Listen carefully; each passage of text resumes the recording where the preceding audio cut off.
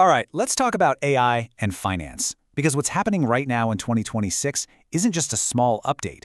We're talking about a complete overhaul. Artificial intelligence isn't just knocking on the door anymore. It's basically redesigning the entire house from the inside out. We're going to get into how this is changing everything, from how money moves to how risk is managed. So let's dive in.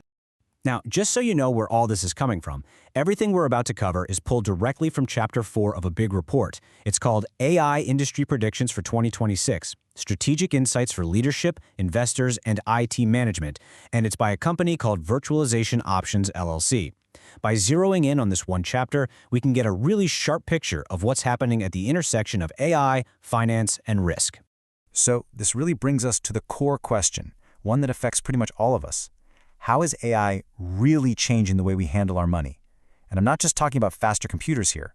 This is about a fundamental rewiring of the financial systems we all depend on every single day. And that leads us perfectly into our first section.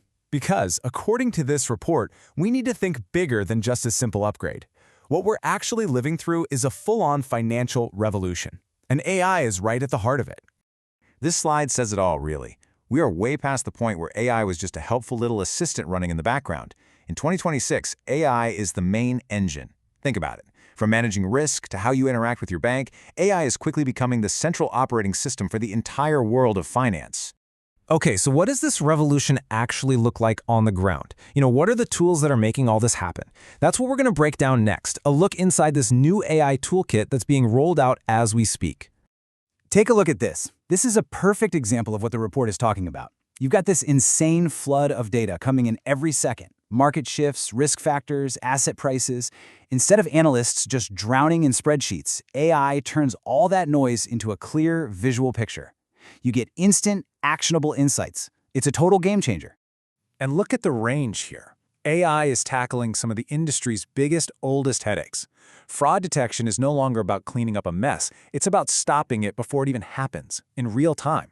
It's taking the guesswork out of building a portfolio. It's even making things like credit scoring fairer and more accurate. It's literally touching every single part of the financial world. But here's the billion-dollar question with any new tech, right? It sounds cool, but does it actually work? Does it make a difference to the bottom line? This brings us to a huge shift happening in the industry, how we measure the real, tangible impact of AI. And this quote, which the report highlights from Stanford's AI Institute, is absolutely key. The party's over for speculative hype. The days of just talking about AI's potential are gone. Now it's all about proof. CFOs, investors, board members, they all want to see the numbers. They want to see a clear return on these huge investments. And this creates this amazing tension, which this slide lays out perfectly. On one side, you have this relentless pressure to innovate, go faster, build new things, crush the competition. But on the other side, especially in finance, you have the absolute need for governance. You have to manage risk, you have to follow the rules, and most importantly, you cannot lose customer trust. It's a constant balancing act. This is exactly why the financial industry is the perfect laboratory for figuring out AI's true value. As the report points out, finance is built on data. Every single transaction, every market tick, it's all a measurable data point. It's the ideal place to prove, dollar for dollar, the exact ROI that AI can deliver. So, with all that in mind, what are you supposed to do about it? Well, the last part of this chapter gets really practical. It lays out clear, actionable advice for the people who are actually making the decisions. It's basically a mandate for leaders. First up, a message for the C-suite.